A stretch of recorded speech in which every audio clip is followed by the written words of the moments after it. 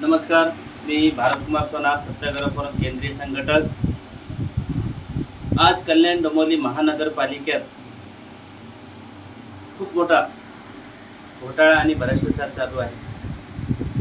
याच्याबद्दल गेले काही वर्ष आम्ही पाठपुरावा करत आहोत। एक ऐतिहासिक शहर असून कल्याण शहराचा कंबरडा मोडलेला आहे बिल्डरांनी, आणि त्याला साथ सपोर्ट देणारा कल्याण डोंबिवली महानगरपालिकेचे कमिशनरपासून सहाय्यक आयुक्तपर्यंत या सर्व लोकांनी त्यांना साथ सपोर्ट देऊन आज ऐतिहासिक असलेले वीर, ज्याला बावडी बांधले जातात, छत्रपती शिवाजी महाराजांच्या काळापासून आलेले ते पाणी गोरगरिबांचा प्यास बुझावणारे जो विहिरी होते निसर्गाने दिलेला, त्या विहिरी बुझावण्याचं काम कल्याण डोंबिवली महानगरपालिकेचे अधिकारी कर्मचाऱ्यांनी केले असं मी मानेन। का?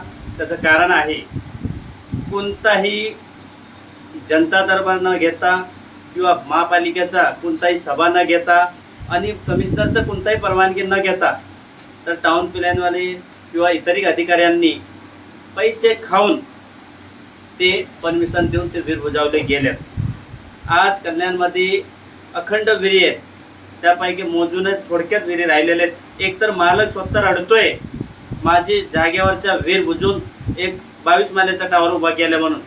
जास्त लांब नाही येतो, फक्त छत्रपती शिवाजी महाराजांच्या पुतळ्याच्या बाजूला कृष्ण टाकी होता पूर्वी, त्या ठिकाणी एक विहीर आहे, तो विहीर पण बुजवण्यात आलेला आहे।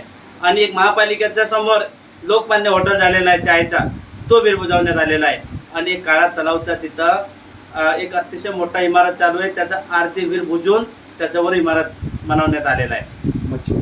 म्हणून मच्छी बाजारमध्ये जो काही विहीर आहेत तेही बुजवण्यात आलेले आहेत। आणि गावगुंडे बिल्डरांनी सरकारी अधिकाऱ्यांचा गैरफायदा घेऊन तर अधिकाऱ्यांना घोष देऊन आज कल्याणमधले सर्व विहिरी बुजवण्यात आलेला आहे। अगर योग्य ते विषय निर्णय अगर कमिशनर, आता न्यू आलेले कमिशनर आहे, त्यांना एवढं काही माहिती नसेल तरी आम्ही त्यांना माहिती देऊ इच्छुक आहोत। त्यांचे जो काही करप्ट अधिकारी आहेत त्यांच्यावर त्यांनी लक्ष घातले पाहिजे, की ज्यांना त्यांनी परवाना दिलेला आहे बांधकामाचे ते रद्द व्हायला पाहिजे।